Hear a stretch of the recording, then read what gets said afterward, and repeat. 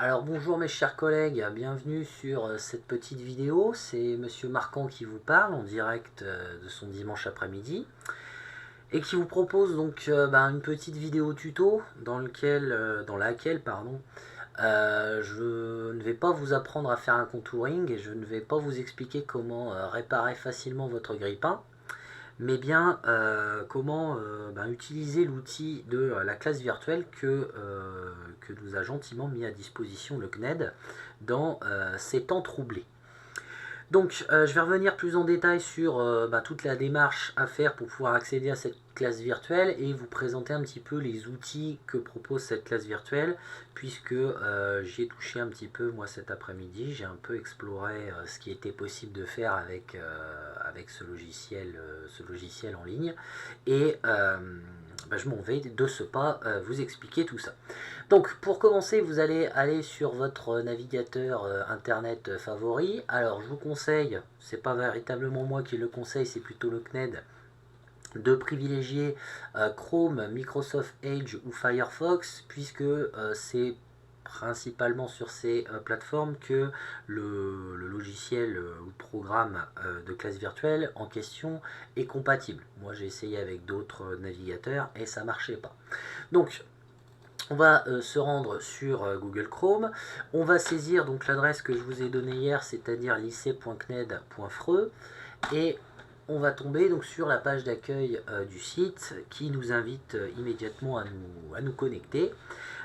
Si vous n'avez pas d'identifiant, de mot de passe, vous allez devoir passer par l'étape de créer un compte, ce qui est tout à fait logique. On va le refaire rapidement. Donc vous arrivez sur une nouvelle page qui vous propose les conditions d'utilisation, que vous acceptez bien entendu sans les lire. On est sur internet et en 2020, c'est comme ça que ça marche. Et sur donc le fascicule d'inscription.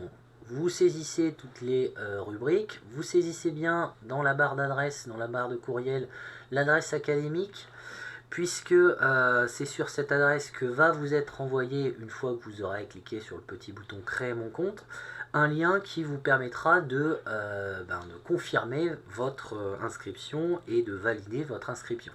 Ça prend une petite minute, 2 minutes, après ça dépend si les chargeurs du CNED sont surchargés par les demandes, mais en général ça va vite.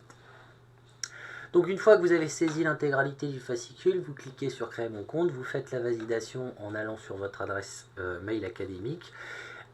C'est pas tombé dans les spams, moi de mémoire, quand j'ai fait la validation, donc vous inquiétez pas, c'est très simple.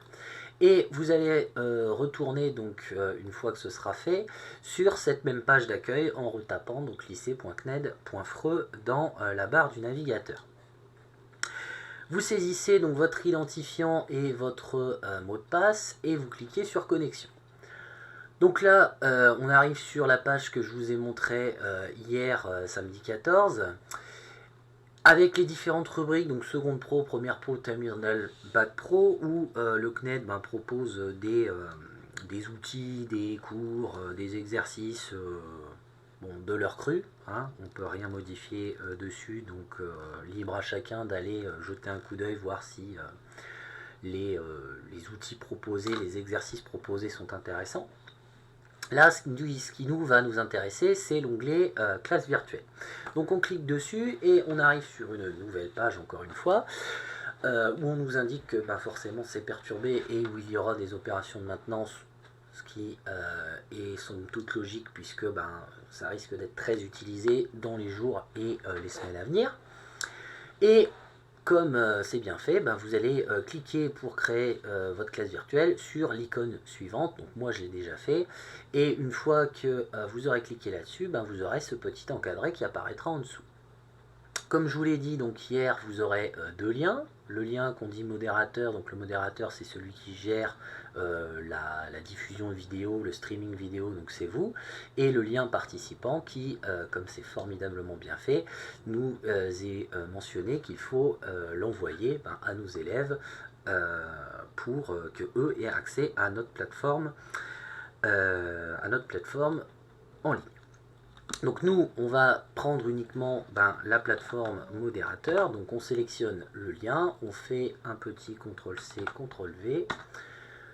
Et on arrive donc sur notre plateforme personnelle de la classe virtuelle. Donc c'est un petit peu austère comme ça à première vue, mais on va pouvoir lui donner un petit peu de dynamisme, un petit peu de vie. Alors, je vous l'ai pas dit parce que là ça n'est pas apparu, mais dès la première connexion, ça vous propose de faire un réglage du micro et un réglage de la vidéo. Si vous utilisez une webcam sur votre tablette, sur votre ordinateur portable ou quoi que ce soit. Donc en général, il arrive très facilement à trouver la caméra, il arrive très facilement à trouver le micro. Moi là, j'enregistre avec un micro casque, il l'a trouvé sans souci.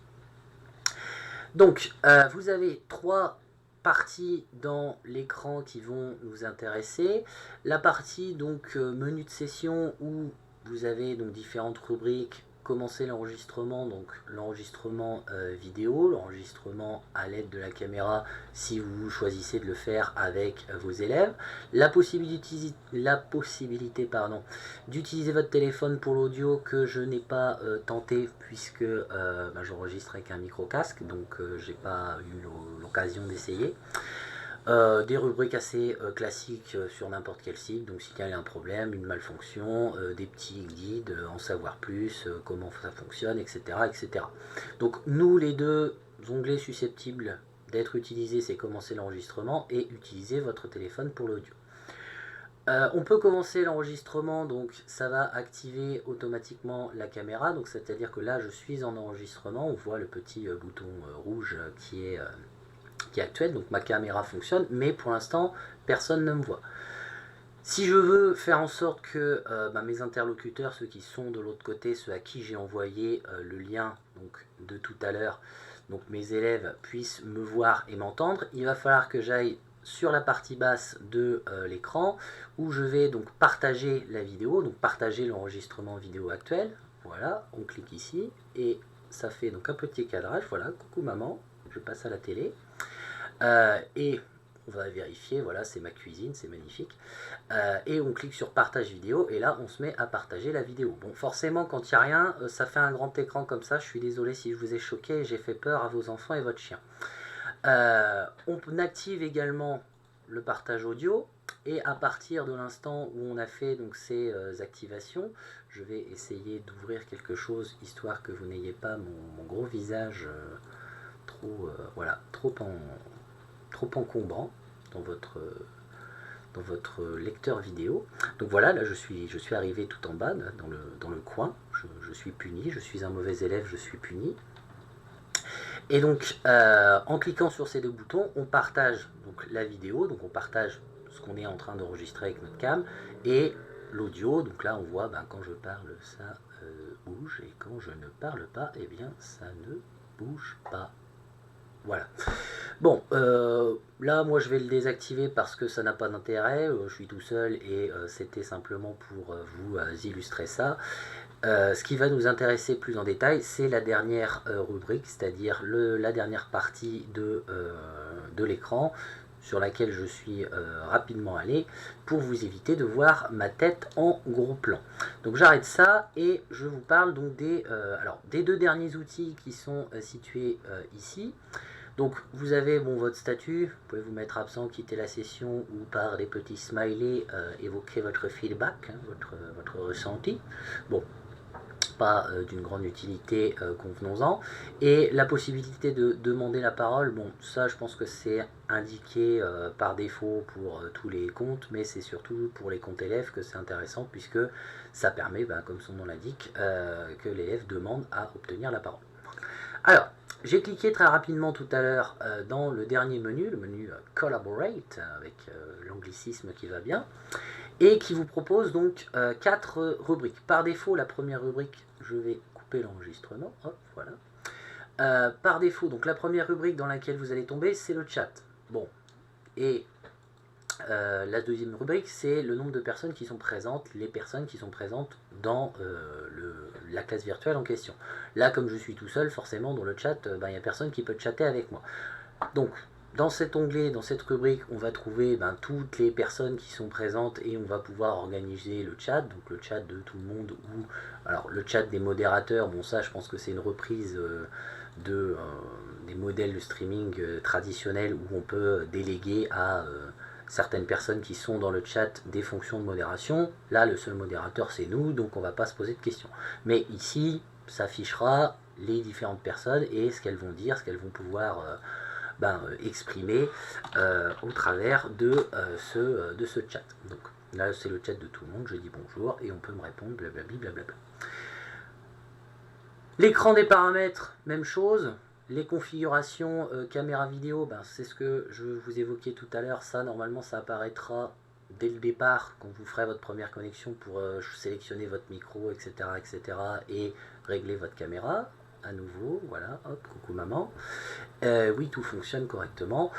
Bon, disons que vous serez peut-être amené à régler ces paramètres. Après, les paramètres de notification ou les paramètres de session, bon, on peut les laisser de côté ou plonger un peu plus dans le détail quand on sera plus à l'aise avec l'outil, mais pour l'instant, on va les abandonner. Il y a seulement les réglages audio et vidéo qu'on peut faire dès le départ qui peuvent être intéressants. Pour terminer, alors je suis passé très rapidement dedans tout à l'heure. Vous avez ce troisième, et moi que je vais présenter en dernier, quatrième onglet, qui est le partage du contenu. Les possibilités qui vous sont offertes, c'est tout simplement de partager un tableau vide. Qu'est-ce que c'est que le tableau vide? C'est un écran, comme son nom l'indique, qui reprend l'idée d'un tableau et qui est vide. Qu'est-ce qu'on peut faire dans ce tableau vide? Sélectionner les éléments qui se trouvent à l'intérieur. Pour l'instant, il n'y a aucun élément, donc je ne peux rien sélectionner. Utiliser le pointeur. Alors le pointeur, pourquoi est-ce qu'il existe? Tout simplement parce que quand moi je bouge ma souris sans pointeur, mon interlocuteur ne voit rien. Lui, il ne voit pas ma souris bouger. Si je veux lui montrer quelque chose dans le cadre, là ici du tableau vide, du tableau blanc, il faut que je lui montre mon pointeur. Où est mon pointeur? Donc mon pointeur dans le tableau vide suit le mouvement de ma souris. J'ai un crayon, donc je peux avec un crayon dessiner des choses. Voilà, je peux dessiner un mouton pour le petit prince. Voilà, formidable. Je peux insérer des formes si on a envie par exemple de faire un petit schéma, une carte heuristique ou je ne sais quoi, il y a la possibilité. Bon, c'est des formes simples, rectangle, ellipse et ligne. Et le dernier point, je peux insérer des zones de texte. Donc, je sers ma zone de texte et je peux mettre ce que je veux. Bon, des zones de texte assez limitées dans leur utilisation, puisque dès que j'appuie sur Entrée, je ne vais pas à la ligne, mais je valide ma zone de texte. Si je veux la déplacer, je peux retourner dans le bouton sélectionner, et là, je peux déplacer mes mots, etc., mes formes, et j'en passe. Je peux même déplacer mon mouton, voilà, hop, j'ai coupé mon mouton, je le remets bien. Le dernier élément donc dans ce tableau blanc, dans ce tableau vide, dans ce tableau blanc interactif, c'est la gomme. Alors la gomme efface tout. Donc si vous ne voulez effacer qu'un élément, malheureusement je n'ai pas trouvé encore comment on faisait. Donc il faut mieux faire bien attention à ce qu'on va saisir, parce qu'on n'a pas le droit pour ainsi dire à l'erreur. Une fois que, par exemple, on veut passer à un autre outil, on veut passer à un partage de fichiers ou quoi que ce soit, on appuie sur le petit bouton arrêter le partage et on revient sur la page d'accueil initiale de la classe virtuelle. Ensuite, on peut partager une application, un écran. Donc ça peut être à nouveau l'intégralité de notre écran si on a ouvert, je sais pas, un autre logiciel de comptabilité ou je ne sais quoi en ligne. On peut ouvrir une autre fenêtre, donc là c'est par exemple justement si on utilise un autre logiciel à côté, ou on peut ouvrir plus simplement aussi un autre onglet Chrome. Donc si par exemple je choisis d'aller, je sais pas moi, sur Google Maps, voilà, pour un exercice de géographie, je vais sur mon Google Maps, voilà, hop, tac tac tac, je suis en France, bon je vais pas trop, parce que sinon ça va planter la capture vidéo. Je vais dire que je veux partager mon onglet Chrome de Google Maps, et là je me retrouve basculé sur mon onglet de Google Maps, mais mes interlocuteurs le voient, et si je bouge des choses sur mon onglet de Google Maps, par exemple que je veux faire mesurer une distance entre là et là, mes interlocuteurs le voient. Donc ce que je fais sur mon onglet ici de Google Maps, les interlocuteurs le voient. Si je me déplace, mes interlocuteurs le voient. Si je dézoome, les interlocuteurs le voient. Donc ça peut être intéressant si on veut découvrir, enfin faire découvrir, je sais pas, un site, aller sur un logiciel, donner une explication sur quelque chose extérieur, on va dire, à un document ou autre. Ensuite, même chose, on peut arrêter donc le partage de cette activité. On peut partager des fichiers. Les fichiers possibles, c'est des fichiers donc soit images, soit des fichiers PowerPoint ou des fichiers PDF. Pas de documents Word, pas de documents Excel ou quoi que ce soit. Donc, privilégiez de passer vos documents de ce type-là, de ce format-là, en PDF. On va donc ajouter des fichiers en allant les chercher sur notre carte, enfin sur notre, j'allais dire notre carte mémoire, sur notre clé USB, sur notre disque dur ou quoi que ce soit. Et une fois donc que je suis allé chercher mon document, je l'insère et je peux y avoir accès.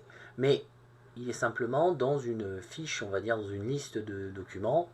Pour l'instant, mon interlocuteur ne le voit pas. Si je veux que mon interlocuteur le voit, je clique sur partager maintenant et ça y est, j'ai accès à mon document. Et on retrouve juste ici en haut donc la barre avec toutes les possibilités d'aménagement, de décorum, de pointer, faire un carré, etc. etc. qu'on peut insérer dans le document. Donc si je veux faire une explication de voilà, ça c'est la situation de l'Europe à tel moment, ceci, cela, je peux le refaire. Je peux saisir des zones de texte. Bon, on règle l'affichage de l'image, parce que là vous voyez on est un peu éloigné avec la petite rubrique qui apparaît ici, les commandes d'affichage, et là donc je peux zoomer, je peux m'avancer. Ah, je suis bloqué dans la zone de texte. Alors oui, si comme moi là vous êtes bloqué, par exemple j'ai mis une zone de texte, je reste dans zone de texte, je suis bloqué dedans, je remets en pointeur, c'est très bien parce que le pointeur ça peut permettre justement d'avoir toujours sa souris à portée de main. Voilà. Et ça ne recréera pas une zone de texte partout. Vous me direz, tant qu'on ne tape pas quelque chose dans la zone de texte, c'est tranquille.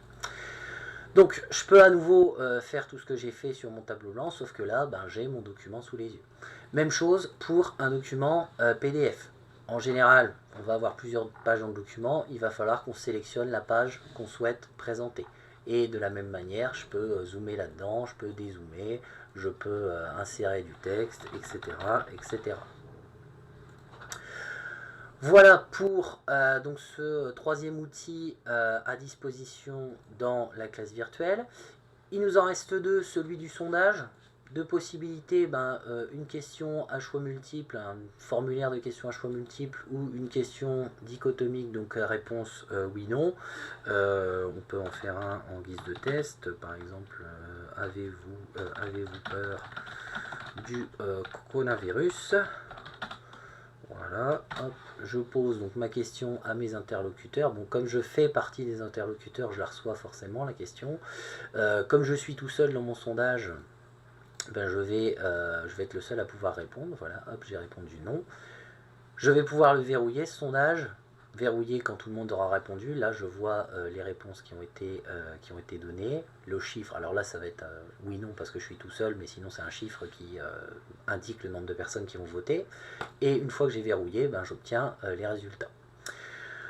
Ça peut être intéressant pour faire notamment par exemple le questionnaire à choix multiples, des petites interros, des trucs de ce type là, assez facile, assez rapide, ou un petit questionnaire de fin de séance pour tout le monde.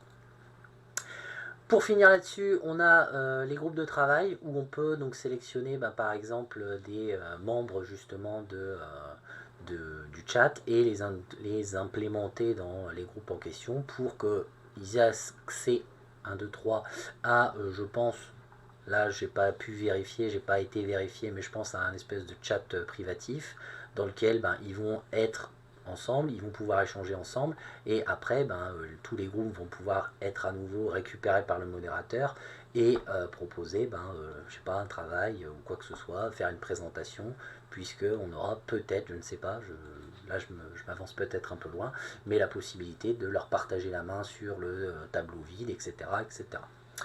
Voilà pour donc ces 5 outils qui sont proposés dans le cadre cadre de la classe virtuelle et qui peuvent être intéressants, peuvent intéresser certaines d'entre vous dans les circonstances qui sont les nôtres. J'espère que ce petit tuto vous aura été utile et que vous lancerez peut-être dans cette expérience de la classe virtuelle. Et si vous découvrez de nouvelles choses, vous en ferez partager tout le monde, toute la communauté. Voilà, je vous remercie de m'avoir longuement écouté et je vous souhaite une bonne fin de mois de dimanche après-midi. Salut!